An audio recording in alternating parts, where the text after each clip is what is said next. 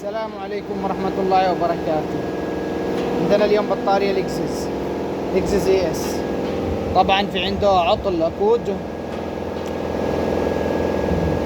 لو كويل باتري فول تج هاي، يعني البطاريات الجهد العالي ضعيفة، وهذا اللكزس شغالين عليه.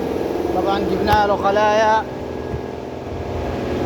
من المعدوم للبيع اللي يبغى البطاريات.